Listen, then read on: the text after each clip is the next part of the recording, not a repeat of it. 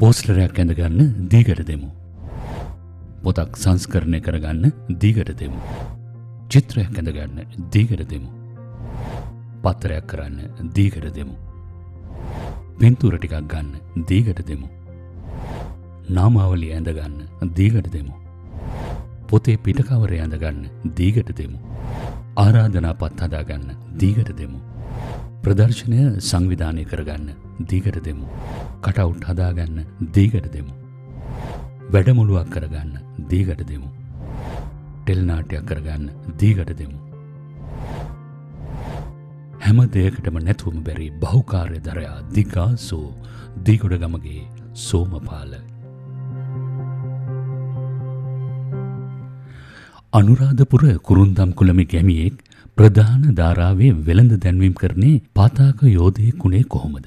ඡායාරූපකරණයේ විනිවිද ගිහිල්ලා වැඩමුළු මෙහෙයවන්නකු බවට පත් උනේ කොහොමද? රූපවාහිනී විද්‍යුත් මාධ්‍යයේ ටෙලි නාට්‍යකරණයේ හොඳම අධ්‍යක්ෂකවරයා හැටියට සම්මානයට පාත්‍ර වුණේ කොහොමද? කොළඹතොට ජයගත්තේ කොහොමද? මේ සියලුම අරුමයන්ට හේතු කාරණා මොනවාද? දීග සෝමපාලයන් ජන්මලාභය ලැබුවේ රජරට අනුරාධපුරයට කිට්ටුව හද්දා පිටිසර ගමක් වන කුරුන්දම් කුලමේ. දීගගේ තාත්තා දීගොඩගමගේ ජෝන් ලෛරිස් සප්පුහාමි. උසින් අඩු තරමක් සැරපරුෂ සිංහල දෙමළ ඉංග්‍රීසි සහ වැදි භාෂාවත් කතා කරන්නට හැකියාවක් තිබුණු කුරුන්දම් කුලමේ ඕනෑම කටයුත්තකදීම ඉස්සරහින්ම හිටිය චරිතයක්. දීගගේ අම්මා හේරත් මුදියන්සේලාගේ සුමනාවති. පොතුහැර උපන් හැදුණු වැඩුණු සරල ගැමි කාන්තාවක්. 1945 අවුරුද්දේ දෙසැම්බර් මාසේ 11 වෙනිදා මේ ගෝවි දෙපළට දාව දීග සෝමපාලයන් ජන්මලාභය ලැබුවේ අනුරාධපුර රුවන්වැලි මහා සෑය ඉදිරියේ තිබුණු අනුරාධපුර පැරණි නගරයේ රජයේ ආරෝග්‍ය ශාලාවේ. දැන් මගේ ගම අනුරාධපුරේ. අනුරාධපුරේ කුරුන්දම්කුලම කියන ගමේ තමයි මගේ ගම. ඉතින් මං ඉපදුනේ 1945 අවුරුද්දේ දෙසැම්බර් මාසේ 11 වෙනිදා. ඔය දැන් රුවන්වැලි සෑය තියෙන තැන ඉස්සරහා පිට තිබුණ රජයේ රෝහල. ඕකේ තමයි මං ඉපදුනේ.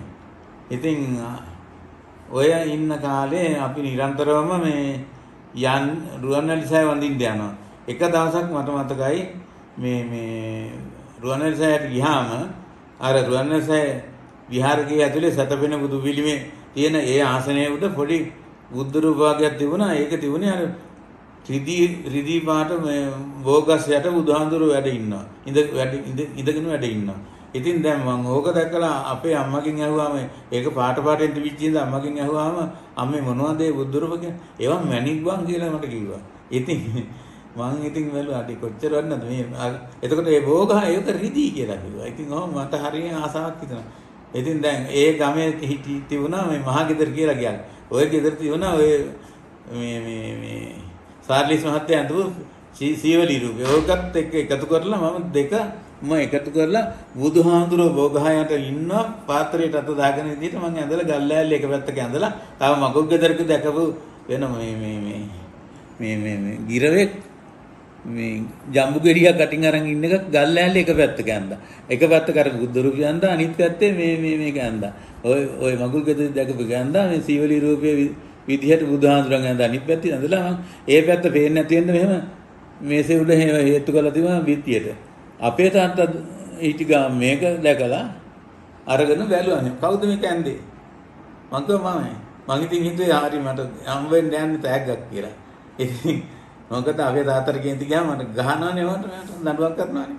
ඉතින් මම එහෙම කිව්වම මටවත් අඳින්න බෑනේ කිව්වා. මෙච්චර හොඳට මටවත් අඳින්න බෑනේ කියලා කිව්වම එදා තමයි මට ඇඳීමේ උනන්දු ඇති වුණේ. ඒ තාත්තගේ තනි වචනෙන් තමයි චිත්‍ර ශිල්පියෙක් කෙරුවේ. මට මෙච්චර දුරක් එන්න පුළුවන් වුණේ ඒක. පුංචි සෝමපාල එදා තම පියාගෙන් ලබාගත් ඒ වරම නියත විවරණය තමන්ගේ ආත්මයත් එක්කම බද්ධ කරගත්තා, වැළඳගත්තා. අනුරාධපුර නිවන්තක චේතිය විදුහලේ ඉගෙනුම ලබද්දී සෝමපාල තමන්ගේ කලා හැකියාවන් පිළිබඳව සහෝදර සිසුවියන් සහ ගුරු මණ්ඩලය අතරින් නමක් දිනා ගන්නට සමත් වුණා. බොහෝමයක් ආර්ථික දුෂ්කරතා එක්ක පාසල් අධ්‍යාපනය කරගෙන ගිය සෝමපාලට එවකට විදුහලේ චිත්‍රකර්ම ගුරුවරයා සිරි හෙට්ටිආරච්චි මහත්මයා සහ විදුහල්පති ඩී.පී.ආර්. සමරනායක මහතුරුන්ගේ මූලිකත්වයෙන් සහ අනෙකුත් ගුරු බෞතුන්ගේ උදව්වෙන් සිළුමිණ පුවත්පතේ පළ කරලා තිබුණු චිත්‍ර ශිල්පියෙකුගේ දැන්වීමකට අයදුම් කරලා සම්මුඛ පරීක්ෂණයක් සඳහා කොළඹ එන්නට සිද්ධ වුණා. නිවන්තක චේතිය විදුහලේ ගුරු මණ්ඩලය සම්මාදම් කරලා දුන්න රුපියල් 15ක මුදලත් අරගෙන කොළඹ ආපු සෝමපාලයන්ට නිවෙස් සමාගම HPT සමාගමේ චිත්‍ර ශිල්පියෙකු හැටියට මාසයකට රුපියල් 75ක පඩියකට පත්වීමක් ලැබුණා. 1964 දී අනුරාධපුර කුරුන්දම් කුළුම ගම්මානයෙන් සිතාදියට සංක්‍රමණය වුණ සෝමපාල කොළඹ මරදානේ ෆෝබස් ලේන් එකේ පුංචි කාමරයක් නවාතැන කරගත්තා. දැන් මේ ඒ කුඩා පාසල් අවදිය ඉඳෙද්දිම මට එන්න හම්බුණා මේ කොළඹට. කොළඹට ඇවිල්ලා කොළඹ ඔය මේ අඳුර ගන්න හම්බුණා. ඔය මේ රේරුකාණි චන්දිමල හාමුදුරුවෝ හොරණ විද්‍යාරත්න අර මේ ඒ වගේ තැන් ඔය රංකොත් විහාරේ බානදුරේ ඔය තැන් අඳුර ගන්න පුළුවන් වුණා මට. ඉතින් ඔය ක්‍රමය යටතේ ඔය තියෙන ඒ චිත්‍ර ගැනම මගේ උනන්දුව වැඩි වුණා. ඒ කාලේ සුසිල් ප්‍රේමරත්න මහත්තයාගේ විලි පූජාවෙන් පත්තරය යන කාලේ මම ඒවා බලලා ඒවා ඇඟට ගත්තම කවදාකවත් මම කොපි කරේ නෑ. මම ඇඟට අරගෙන මගේ ඒවායේ තියෙන ඒ ජවයේ අරමය මගේ චිත්‍ර වලට මම ඇතුළත් කරලා අඳිනකොට ඒවා ඉබේටම ආවා. ඔය විදිහට එක්තරා විදිහකට බැලුවොත් ඉතින් සුසිල් ප්‍රේමරත්න මහත්තයා මම දැකලා තියෙන එකපාරයි කවදාකවත් කතා කරලා නෑ. නමුත් එතුමා මට ගුරුවරයෙක් වගේ දැනෙනවා. ඉතින් ඔය ඊට පස්සේ තමයි බන්දුල හරිචන්ද්‍ර මහත්තයා ඔය තලංගම ජයසිංහ මහත්තයා ඒ කාලේ තමයි ඔය මේ ජී.එල්. ගෞතම දාසක මහත්තයා ඒගොල්ලෝ ඔය මොටාගෙදර මහත්තයලා ඔක්කොම ප්‍රසිද්ධ චිත්‍ර ශිල්පී බවට පත් වෙලා හිටියේ ඒ කාලේ තමයි. ඉතින් ඔය ඒගොල්ලෝ පූර්වාදර්ශ මට පෙර ගුරුවරු හැටියට කියන්න පුළුවන්. ඉතින් ඒ අතින් මට මේ එහෙම ගුරුවරයෙක් හැටියට මට හම්බුනේ නියතක චේතිය මහාවිද්‍යාලයට මම ඇතුළත් වුණාට පස්සේ ඒ ඉස්කෝලේ හිටියා මේ චිත්‍රකලා ගුරුවරයා සිරි හේවාරච්චි කියලා මහත්තයෙක්. ඒ මහත්තයා මේ ගම්පහ පැත්තේ මහත්තයෙක්. එතුමාගෙන් තමයි මගේ මේ චිත්‍රවල තියෙන හරි වැරදි ඉගෙන ගන්න. වර්ණ සංයෝජන අරම මේ වර්ණ මේකට ගැලපෙන්නේ අරම කියන දේවල් හරි ගස්ස ගන්න පුළුවන් නේ එතුමාගෙන්. දැන් එතුමාත් අද ජීවිතුන් අතර නැහැ. දවසින් දවස කොළඹ ජීවිතයත් එක්කම නොයෙකුත් මිතුරියන් ඇසුරු කරන්නට දීකට ලැබුණා. ඒ වගේම වෘත්තීය නිපුණත්වය ස්ථාවරත්වය ලබා ගැනීමත් සමගම වෘත්තීය ස්ථානමාරු වලටත් යොමු වුණා. 1965 වර්ෂයේ සීමා සහිත නිවාස සහ දේපල සමාගමෙන් ආරම්භ කරපු වෘත්තීය ජීවිතය 1966 සිට 1968 දක්වා දවස නිවසේ නිදහස් චිත්‍ර ශිල්පියෙකු හැටියටත් 1968 ඉඳලා 1970 දක්වා ජේ වෝල්ටර් තොම්සන් සමාගමේ වාණිජ්‍ය චිත්‍ර ශිල්පියෙකු හැටියටත් පස්සේ තොම්සන් ඇසෝෂියේට් ආයතනය සහ ලංකා පොහොර සංස්ථාවේ 1974 වනතුරුත් සේවය කළා. 1974 ඉඳලා 1980 දක්වාම වසර 6ක් ඉන්දියාව සහ පාකිස්තානය යන රටවල ප්‍රචාරක සහ වෙළඳ චිත්‍ර කලාව පිළිබඳව අත්දැකීම් ලබා ගත්තා. දීගගේ හැකියාවන් සහ දක්ෂතාවයන් ඉතාමත්ම සූක්ෂමව අධ්‍යයනය කරපු ඉන්දියානු වෙළඳ දැන්වීම් ක්ෂේත්‍රයේ ප්‍රවීණයන් දීගට ගරු කිරීමක් හැටියට නූතන චිත්‍රකලාවේ විශිෂ්ටයෙකු වෙන සම්මානනීය චිත්‍ර ශිල්පී ස්පාඤ්ඤ ජාතික පැබ්ලෝ පිකාසෝගේ නමත් එක්ක සංසන්දනය කරලා දිගාසෝ කියන නමින් දීගව ඉන්දියාවේ ප්‍රසිද්ධියට පත් කළා. පාකිස්තානයේදී දීගව හැඳින්වුවේ දිගාසෝ කියන නමින්. ඉන්දියාවේ මම මේ බොහෝමයක් වැඩ කෙරුවේ මේ විශේෂයෙන්ම මේ ක්‍රිස්තියානි ආයතන වලට. සිගා කියලා ආයතන තිබුණා. ඒකේ මේ පත්තර වලට එහෙම මම ඇඳද්දි සංගරාවක් කෙරුවා. ඒගොල්ලෝ ෆ්‍රෙන්ඩ්ස් කියලා මම ඒකේ කවර් එහෙම කෙරුවා. ඒකේ මම ඉන්දියාවේ මම දීග සෝමපාල කියන වෙනුවට දීගාසෝ කියන නමින් අර පිකාසෝ වගේ නමකින් යන්න කියලා එහෙන් උපදෙස් දුන්නා. මම ඒ අනුව ඉන්දියාවේ හැමෝම දන්නේ මම දිගාසෝ කියලා. ඉතින් මම ඒ අනුව මහා ප්‍රසිද්ධියක් මට හම්බුණා ඉන්දියාවේ. ඉතින් ඉන්දියාවේ ජීවිතේ මට එක්තරා විදිහක විශාල අත්දැකීමක්. ඉතින් ඔය ඉන්දියාවේ ඉන්න කාලේ මේ ග්‍රහණය කරගත්තු දෙයක් තමයි දෙමළ භාෂාව ගැන පොඩි අවබෝධයක්. කතා කිරීමේ හැකියාවක් මට තිබුණා. ඔන්න වගේ ඉතින් ඔහොම ඉඳලා තමයි මම පාකිස්තානට ගියේ. පාකිස්තානෙත් ඒ වගේම දිගාසෝ කියලා මම ඔය ලින්ටස් පාකිස්තාන් කියන සමාගමේ මාව එහෙත් මාව මහා බුදුම විදියට පිළිගත්තා. ඔය මම ඔය මේ කොමාට්සු කියන කැලෙන්ඩර් එක කරලා ඒකෙන් විශාල ප්‍රසිද්ධියක් හම්බුණා. ඒ වගේම ක්‍රිස්තියානි ඒ පල්ලියකටත් චිත්‍ර වර්ගයක් ඇඳලා දීලා එතනත් මාව ප්‍රසිද්ධත් වුණා. මුදලුත් හම්බුනේ. ඒකෙන් තමයි ලංකාවට 1980 අවුරුද්දේ තමයි ලංකාවට ආවේ.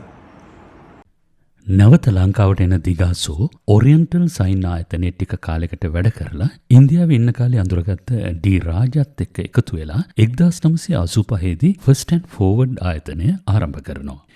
වාණිජ්‍ය චිත්‍ර ශිල්පයේ අලුත්ම පරිච්ඡේදයක් එක් කරමින් මෙල්බර්න් ආයතනය වෙනුවෙන් පොහෝදා පුවත්පත්වලට පිටුවක් පුරාවට පළ කෙරුණු චිත්‍ර නිර්මාණය කරන්නේ ෆස්ට් ඇන්ඩ් ෆෝවර්ඩ් ආයතනය වෙනුවෙන් දීග සෝමපාලයන්. මෙල්බර්න් ආයතනයේ ප්‍රතිරූපය ඉස්මතු කරවමින් සෑම පුර 15ක් පොහෝ දවසකටම බුද්ධ චරිතයේ විවිධ සිදුවීම් නිරූපණය කළ චිත්‍ර කලාව වාණිජ චිත්‍ර ශිල්පය අලුත්ම මාවතකට ගෙන යන්නටත් දීග සමත් වුණා.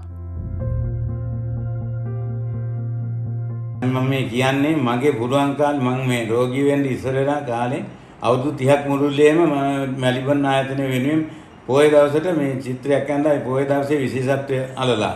ඉතින් ඔය සම්බන්ධයෙන් මට මේ විශාල අත්දැකීමක් වසර 30ක අත්දැකීමක් තියෙනවා.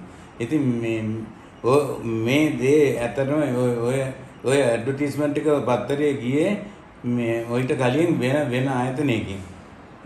ඒකෙන් කෙරුවේ මේගොල්ලෝ මේ ඡායාරූප කීපයක් එකතු කරලා තමයි දැන් මේ ඔහම ඉන්නකොට මම යෝජනාවක් දුන්නා මේකට චිත්‍රයක් අඳින්න පුළුවන් කියලා. දැන් ඒකට ඒ සභාපතිතුමා කැමති වුණා. රත්නපල සමරීර මහත්තයා කැමති වුණා. මේ ඉතින් මම ඊට පස්සේ අවුරුදු 30ක් මුළුල්ලේම ඕක ඇඳා මම. දැන් මම මේ අසනීප වෙනකම්මත් ඇඳා. අවුරුදු 30ක් මුළුල්ලේ ඇඳා කියන්නේ මාසෙකට චිත්‍ර 4 බැගින්. අවුරුදු 30ක් කියන්නේ මහා චිත්‍ර කන්දරාවක් මම ඇඳලා තියෙනවා.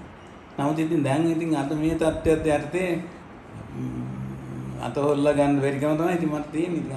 අත වම් අත නැති කමෙන් මම විශාල අමාරුක වැටලා ඉන්නේ කරන්න දෙයක් නැහැ ඉතින් මේක.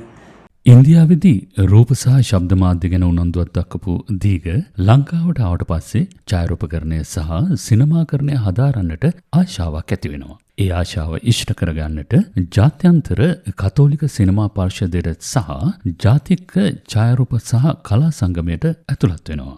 මම ඉන්දියාවේ හිටපු කාලේ විශේෂ අවධානයක් යොමු කළා සිනමාව සම්බන්ධයෙන්. ඒ කියන්නේ මේ රූප ශබ්ද මාධ්‍ය ගැන.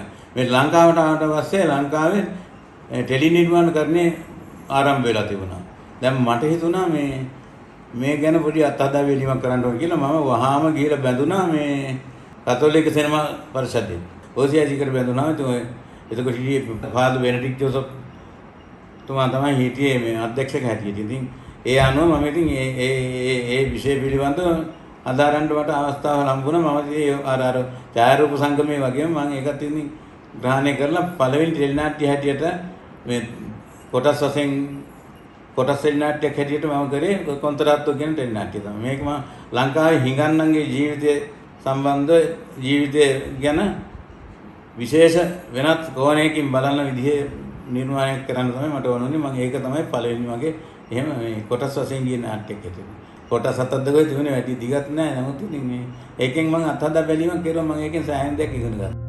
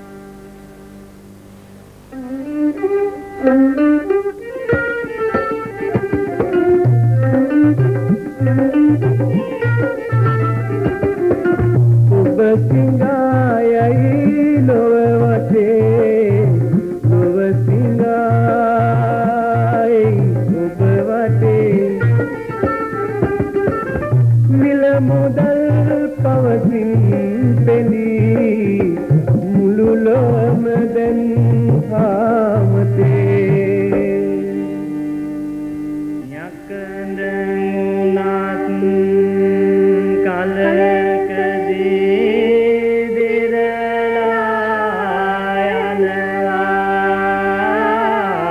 අපට වගේ කාටත් පව්පල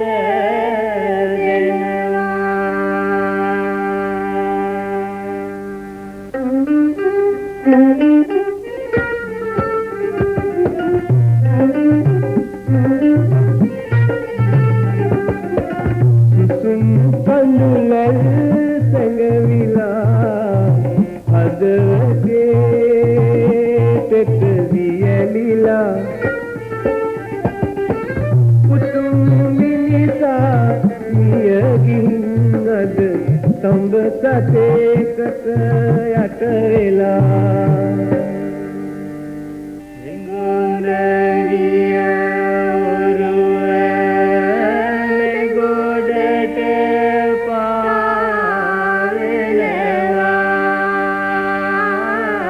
විඳින සැප තේන දුක පස්සේ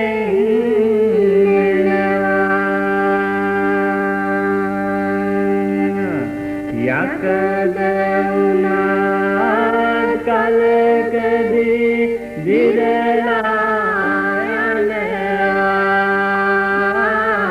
අපට වගේ කාටත් පව්පල දෙනවා.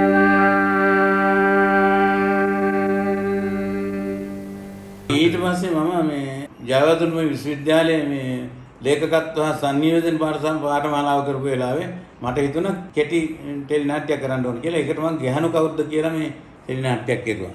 ඉතින් ඒක මේ තමයි මගේ දෙවෙනි නාට්‍ය. මම ඊට පස්සේ තමයි ඔය වෙනත් රත්නායක නිෂ්පාදනය කරලා සඳවතක වර්ණ කියන ටෙලි නාට්‍ය කෙරුවේ. ඊට පස්සේ තමයි හිම කැටයම් කියන ටෙලි නාට්‍ය කෙරුවේ. ඉතින් එතෙන්දී මේ හිම කැටයම් ටෙලි නාට්‍යයට මේ විශේෂ කාගෙත් විශේෂ අවධානයක් යොමු වුණා. ඉතින් එතෙන්දී මේ දුලීකා මාරපනට හොඳම නිලිය සම්මානයක් හම්බ වුණා. ඉතින් ඔහොම ඉඳලා තමයි ඔය ක්‍රමයෙන් ඊළඟට මම කෙරුවා සුවඳහමන වනමාලි කියලා එකක් කෙරුවා. ඊට පස්සේ ගියා සන්ධ්‍යා මෙන්ඩිස්ලාගේ නිෂ්පාදන ආයතනයේ කෙරුවා දේදුණු පාලම කියලා කොටස් නාට්‍ය කොටස් දෙකක් කෙරුවා.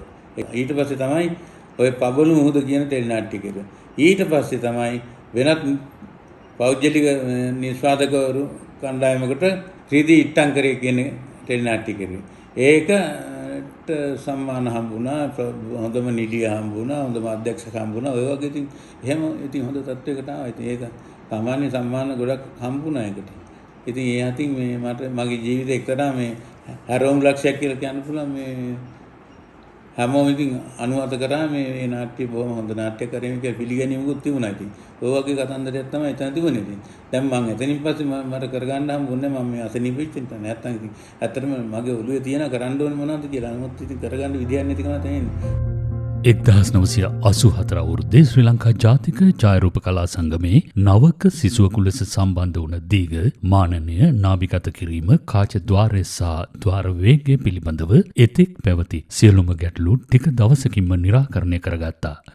ඒ වගේම සංගමේ ආධුනික ප්‍රවීණ කා අතර ජනප්‍රිය චරිතයක් බවට පත්වන දීග පසු කාලීනව සෑම අධ්‍යාපන චාරිකාවකටම ප්‍රදර්ශනයකටම රැස්වීමකටම සමාජ සේවා කටයුත්තකටම පුරෝගාමී වූ අතරම සංගමේ පරිපාලන කටයුතුවලදී නැතුවම බැරි චරිතයක් බවටත් පත් වුණා.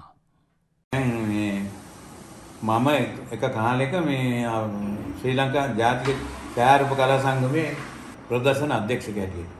ඉතින් ඒ කාලේ මේ එක අවුරුද්දක ත්‍යාග බෙදා දීමේ උත්සවය සහ ඡායාරූප ප්‍රදර්ශනය විවෘත කිරීම සඳහා කවුද සුදුස්සා කියලා දැන් ප්‍රදර්ශනයේ ලෑස්තිද කියලා මගෙන් ඇහුවා. මං කිව්වා මං එකන් එනවා ලෙස්ටර් මහත්තයා කියලා.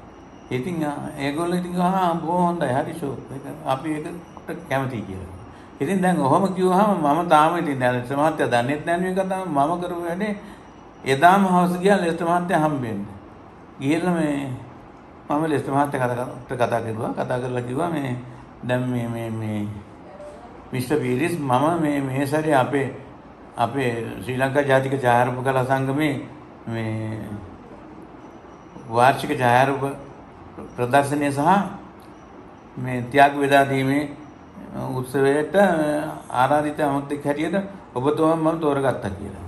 ඉතින් how can I say no for you man කියලා ඊට පස්සේ මිනිහා ඔහොම කියලා ඉවර වෙලා ඔළුව දැම්මා මෙහෙම ගියත් උඩ දාලා ඉල්ල කිව්වා Sumitra, this Diga wants me to appear as the chief guest of his annual photographic exhibition and the certificate presentation කියලා. Right, don't worry. I'll come කියලා. බොහොම සන්තෝෂයට පත් වෙන මම ගිහලා සංගමයට දැනුවත් කරනවා අධ්‍යක්ෂකවරුන්ටත් කිව්වා මෙහෙමයි ටෙස්ට් මහත්තයා අනිවාර්යයෙන්ම වෙනවා කියලා. ඉතින් ඇත්තටම ඉතින් එදා ආවා. මිනිහා ඇවිල්ලා ඉතින් දෙන එක දීඝ සමපාල. වර්ෂ සතියේ හොඳම ඡායාරූප ශිල්පියා දීඝ සමපාල. මාසයේ හොඳම ඡායාරූප ශිල්පියා දීඝ සමපාල. වර්ෂයේ ওই විදිහට සහතික කියන ධර්මයක් තිබුණේ මටමයි එදා. සම්මානත් තිබුණේ මට එදා.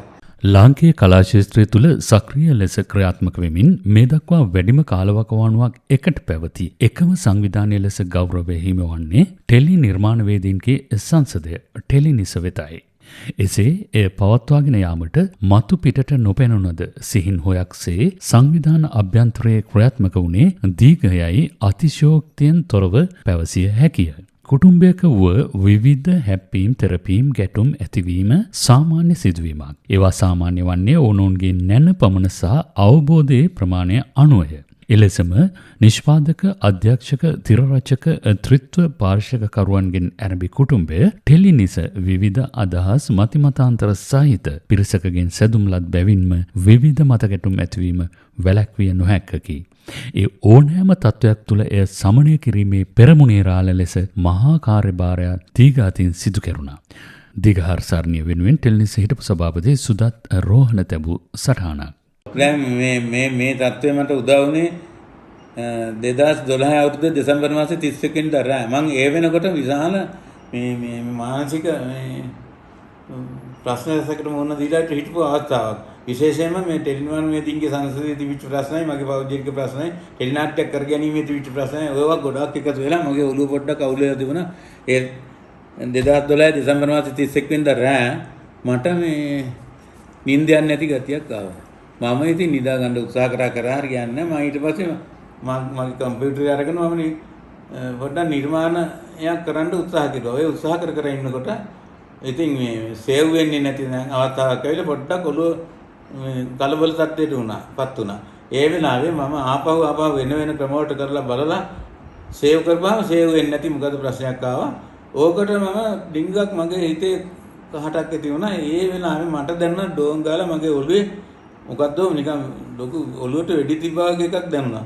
බලපුවාම මේ මගේ වම් අත පැත්ත වැඩ කරන්නේ ඉස්සර එන්නේ. මම උඩ තට්ටු විතර පල්ලෙහාටත් තමයි ඇවිල්ලා අපේ නෝනටත් මම කතා කරලා කිව්වා ඔන්න දැන් වැඩේ නම් හරි කියලා.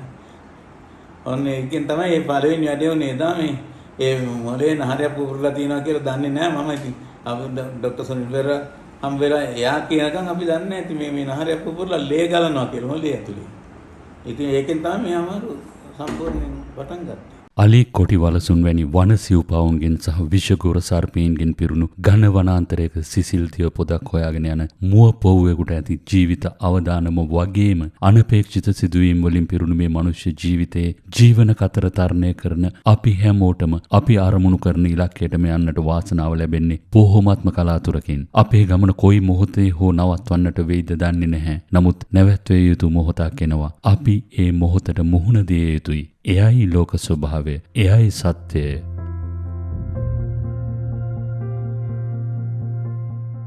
අතීතයේහි ගල් කැටයමක් බිතුසිතුමක් බිහි කළ කලාකරුවා කවුරුන්දැයි කිසිවෙක් නොදනිති. ඔහු නිර්මාණය සමාජයේ ඉදිරියේ තබා පස්සෙකට වෙති. නිස්සෝ එලෙස කරන විට පුස්සෝ ජනමාධ්‍ය තුළ මහා වීරයන් වීමට යත්න දරති. නොපැසුණු මාධ්‍යවේදියෝ ඔවුන් පසුපස හඹා යමින් පුම්බති. මිනිකැට ඇත්තේ පොළොව යටය. ගොමරිටිද තිරුවානාද මතුපිට පවති. පුවත්පත් චිත්‍රශිල්පියෙකු වාණිජ චිත්‍රශිල්පියෙකු ඡායාරූප ශිල්පියෙකු පොත් සහ විවිධ ප්‍රකාශන සංස්කාරකවරයෙකු තිර රචකයෙකු ටෙලිනාට්‍ය නිෂ්පාදකවරයෙකු අධ්‍යක්ෂකවරයෙකු නළුවෙකු වශයෙන් සේවය කළ දීඝ සෝමපාලයන් ගැන විද්‍යුත් මාධ්‍ය සහ මුද්‍රිත මාධ්‍ය කතා කොට ඇත්තේ හාවා හඳ දකින්න වාසය. එයට හේතුව නිර්මාණය පෙරට තබා නිහඬව බලා සිටින උතුම් සම්ප්‍රදායක් දීඝ විසින් අනුගමනය කිරීමයි. දීඝ හරසරණිය වෙනුවෙන් සම්මානීය ටෙලි නාට්‍ය තිර රචක සෝමවීර සේනානායකයන් විසින් තබන ලද සටහනක්.